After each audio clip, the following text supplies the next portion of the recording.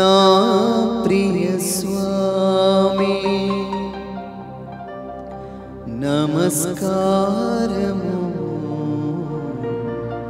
నమస్కారము. మా ప్రియమే పరి మా మంచి కాపరి నమస్కారము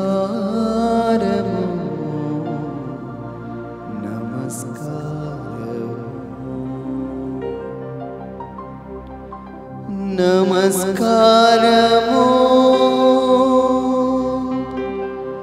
నమస్కారము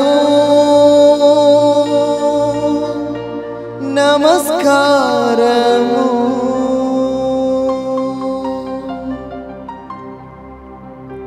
కృపగల దేవ మా ప్రియమే పరి నమస్కారము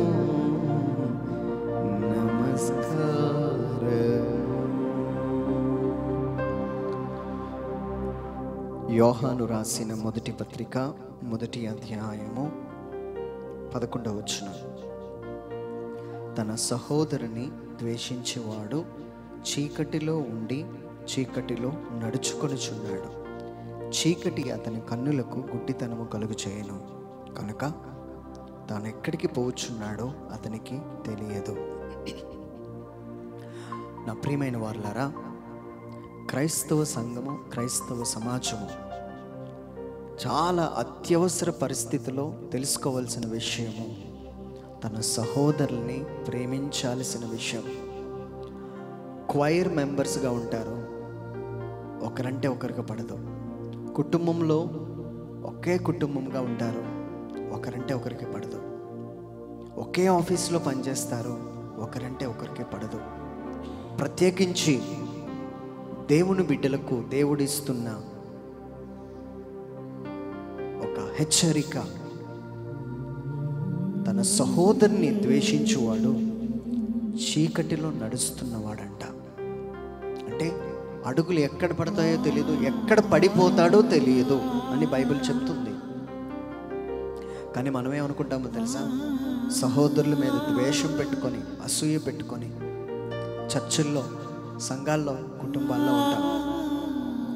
సడన్గా మన జీవితంలో ఎన్నో ఫెయిల్యూర్స్ ఎదుర్కొంటూ ఉంటాం. ఎందుకు ఇలాగ జరుగుతుందో మీకే తెలియదు.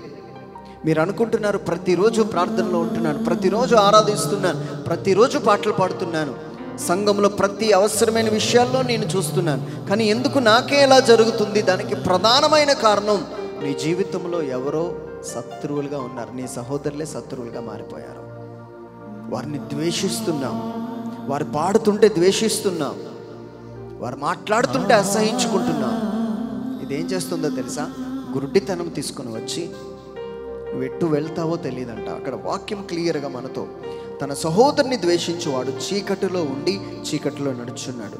చీకటి అతని కన్నులకు గుడ్డితనము కలుగు చేయను కనుక అతడు ఎక్కడికి పోవచ్చున్నాడో అతడికి తెలియదు. అంటే దాన్ని ఇంకొక మాటలో గమ్యము లేని ప్రయాణము. ప్రయాణిస్తున్నాం కానీ గమ్యం లేకుండా వెళ్తున్నాం. మనలో చాలామంది అంటారు, ఎక్కడికి వెళ్తున్నావు? ఒక బస్సు ఎక్కారనుకోండి, టికెట్ తీసుకుంటారు. అంటే మీరు ఎక్కడ దిగాలో అనుకుంటున్నారో ఒక టికెట్ తీసుకుంటారు. బస్సు ఎక్కి నేను ఎక్కడికి వెళ్ళాలో నాకే తెలియదు అని అంటే దానికి అర్థం లేదు, ఆ బస్సు నుంచి దింపేస్తారు నేను. కాబట్టి మనం గ్రుడ్డితనము, ఆ చీకటి గ్రుడ్డితనం కలుగు చేస్తుందట. బెస్ట్ ఎగ్జాంపుల్ చెప్పనా? అబ్రహాము తన సహోదరుడు కొడుకును లోతును తన వెంట తీసుకొని వెళ్తాడు. ఇద్దరి మధ్యలో చిన్న తగాదా వచ్చినప్పుడు లోతు వేరుపడతాడు. వేరుపడడం చాలా కామన్ అయిపోయింది. భార్యాభర్తలు వినాలి, వేరుపడడం అలవాటైపోయింది. విడాకులు తీసుకోవడం ఫ్యాషన్ అయిపోయింది. ఒకరు కాకపోతే ఇంకొకరు అన్నట్టు క్రైస్తవ సమాజం ప్రవర్తించకూడదు. ఆత్మీయుడైన అబ్రహాంని వదిలిపెట్టడానికి లోతు వెనకాడలేదు. చాలా ఈజీగా ఆయనతో తెగదెంపులు చేసుకొని ముందుకు వెళ్ళిపోయాడు. మీకు తెలుసు కదా, లోతు అలాగ వెళ్ళి తన సహోదరుని ద్వేషించే ఒక కారణం బట్టి అతనికి గుడ్డితనం వచ్చింది. చీకటిలో నడుస్తున్నాడు. ఏం చేశాడో తెలుసా? తెలియక, తెలుసో తన గుడారాన్ని సొదొమ గొమొర పట్టణంలో వేసుకున్నాడు. ఆ గుడ్డితనము నశించిపోయే స్థలములో తన గుడారాలను వేసుకున్నాడు. తనకున్నదంతా కోల్పోయాడు. ఈరోజు మనం అనుకుంటామండి, అమ్మయ్య వేరుపడిపోయిన సూపర్గా ఉన్నానని. కానీ తెలీదా మీకు? మీ గుడారములను ఎక్కడ వేసుకుంటున్నారో తెలుసా? పాడైపోయిన స్థలాల్లో, అభివృద్ధి లేని స్థలాల్లో మీరు ఇన్వెస్ట్ చేస్తున్నారు, మీ గుడారాలు వేసుకుంటున్నారు. అందుకే అవి ఫలించటలేదు. ఈరోజు వారిని, మీ సహోదరుని ప్రేమించే మనసు మీకు ఇవ్వాలని దేవుణ్ణి అడగండి. It's a real Christian life. నేను 24 సంవత్సరాలుగా ఈ పరిచర్యలో ఉన్న నాకు అర్థమైంది ఏంటో తెలుసా? ఎన్ని ప్రార్థనలైనా చేయండి, నీ పక్క ఉన్నవాడిని ప్రేమించకపోతే ఆత్మ నడిపింపు మన జీవితంలో ఉండదు. కొన్ని సందర్భాలలో మా సహోదరుల తరపున నేను ఆపోజిట్గా మాట్లాడినప్పుడు ఆ ప్రార్థన నడిపించలేని తనాన్ని నేను చూశాను. కనుక ఈ మాటలు చెప్తున్నాను. కాబట్టి ద్వేషించినప్పుడు గుర్తుపెట్టుకోండి, గుడ్డితనము నీ కన్నులకి రాకముందే దేవా నా కన్నులు తెరువయ్యా అని నువ్వు ప్రార్థించాయి. నీ సహోదరుని ద్వేషించడం బదులు ప్రేమించడం మొదలుపెట్టు. ఎందుకంటే ద్వేషము అపవాదికి గుర్తుగాను, ప్రేమ నా దేవునికి గుర్తుగాను ఉన్నది. కనుక మీరందరూ ప్రేమను ఎంచుకోవాలని ప్రభు పేరిట మనం చేస్తున్నాను. కళ్ళు మూసుకుందాం. నన్ను నీవు తరిమేసినా ఎక్కడికి నీ వెళ్ళెదను, నీదు ఆత్మను తీసివేసినా ఎట్లు నేను జీవింతును. అబ్బా నీవిచ్చినదంతా కోల్పోయాను, దుష్టుని వలలో చిక్కుకొని ఏడుస్తున్నాను, శాతాను వలలో చిక్కుకొని ఏడుస్తున్నాను. నీ పరిశుద్ధ వస్త్రమును నాకివ్వుమా, నీ పరలోకాత్మతో నన్ను నింపుమా. పరిశుద్ధుడా పరిశుద్ధుడా నీలాగా నన్ను మార్చు పరిశుద్ధుడా. ఇది పరిశుద్ధ కాలమయ్యా, ఇది పరిశుద్ధ కాలమయ్యా.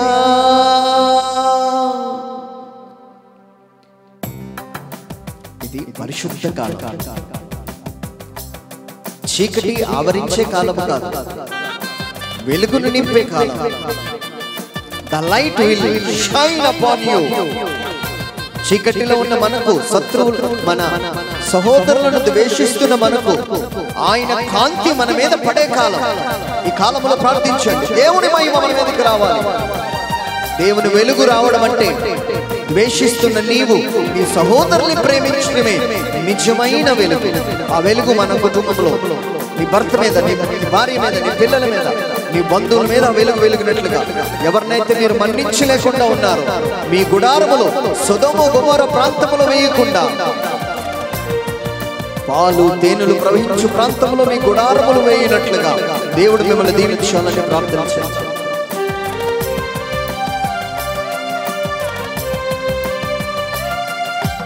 పరిశుద్ధుడా పరిశుద్ధుడా నీలాగే నన్ను మార్చు పరిశుద్ధుడా.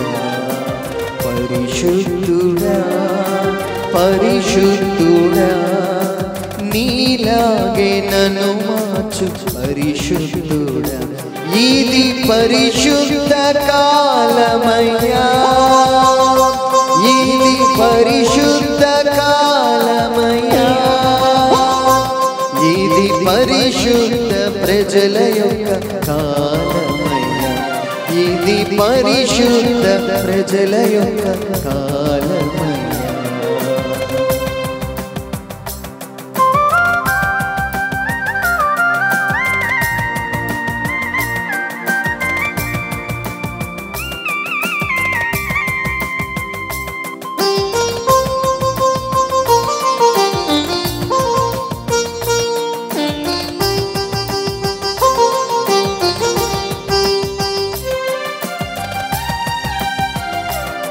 ఈరోజు మనం అబ్రహాము నుంచి లోతు వేడుకొనినట్లుగా దేవుడి నుంచి వేరుపడకుండా దేవునికి దగ్గర అవ్వాలని నన్ను తరిమి వేయకు ప్రభు, నీ దగ్గరే ఉంచు. మరలా నేను నూతన ఏదేను తోటకు వచ్చినట్లుగా నన్ను దీవించమని ప్రార్థించు. నన్ను నీవు తరిమేసిన ఎక్కడికి నీ వెళ్ళెదను, నీదు ఆత్మను తీసివేసిన ఎట్లు నేను జీవింతును.